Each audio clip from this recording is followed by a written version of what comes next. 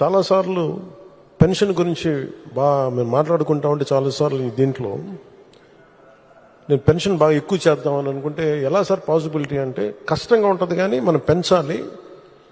ఆయనకున్న ఆకాంక్ష కూడా ఏంటంటే సంపద కొద్ది మంది దగ్గర ఉండిపోకూడదు, అవి తిరుగుబాట్లు వస్తాయి. ఈ రోజున ఆయన నాయకత్వంలో ఈరోజు పొద్దున్న క్యాబినెట్ మీటింగ్లో మాట్లాడుకున్నప్పుడు కూడా ఎంటర్ప్రెన్యూర్షిప్కి ఒక 100 కోట్లు మూలధనం ఒక కార్పొరేషన్లో పెడితే మైక్రో మన చిన్నపాటి పరిశ్రమలకి, ఔత్సాహికులకి, పారిశ్రామికవేత్తలకి అండగా ఉండటానికి ఒక 100 కోట్లు మూలధనం పెడితే దాన్ని 5,000 కోట్ల వరకు తీసుకురావచ్చు. అలాగే 500 కోట్లు పెడితే దాన్ని 20,000 దాకా తీసుకెళ్లొచ్చన్న ఈ రోజు నా ప్రతిపాదన చాలా అద్భుతంగా ఉంది. ఇవన్నీ చెయ్యాలి అంటే ఈ రాష్ట్రాన్ని, ఉమ్మడి రాష్ట్రాన్ని దిశానిర్దేశాన్ని మార్చిన వ్యక్తి, మైక్రో మన ఈ విపరీతం బలమైన సంస్కరణలు తీసుకొచ్చిన వ్యక్తి, SEZs ద్వారా కానీ అభివృద్ధి కానీ, అలాగే మన ఇజ్రాయలీకి సంబంధించి ఈ మైక్రో ఇరిగేషన్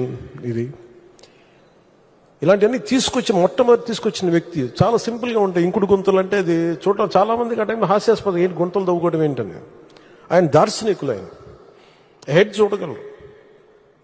దానికి చాలామంది మేధావులతో మాట్లాడాలి. అలాంటి మేధావులతో కూర్చొని వాళ్ళని అర్థం చేసుకొని తనతో పాటు సహచరులు ఒప్పించి ఈ రోజున ఒక ఇంకుడు గుంతలు అనేది మనకి మన ఇంటి నిర్మాణంలో ఒక భాగం అయిపోయింది. ఇలాంటి ఎన్ని తీసుకున్నా, చిన్నది పెద్దది ఎన్ని తీసుకున్నా అనునిత్యం నన్ను ఆశ్చర్యపరుస్తూనే ఉంటారు ఆయన. ఎప్పుడు చూసినా నాకు ఒకటి అనిపిస్తే ఈ నుంచి ఎంత నేర్చుకోగలం మనం, ఎంత ఆయనకి పక్కన ఉండి చేదోడు వాదోడుగా ఉండగలం. నాకు ఇదే తలంపు ఉంటుంది.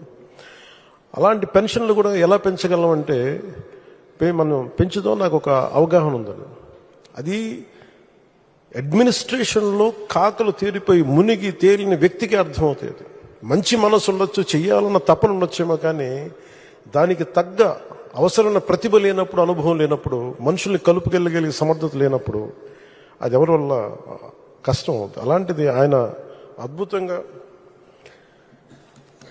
4,000 ఇవ్వడం ఒకటైతే, మొదటి నెల ఒక్కొక్కరికి 7,000 చొప్పున ఒకటే రోజున 65.18 లక్షల మందికి, అది కూడా ఇంటింటికి వెళ్ళి 4,400 కోట్ల రూపాయలని పంపిణీ చేపట్టడం, చేతికి డబ్బులు ఇవ్వడం, దేశంలోనే సంక్షేమంలో ఇది ఒక తిరుగులేని చరిత్ర.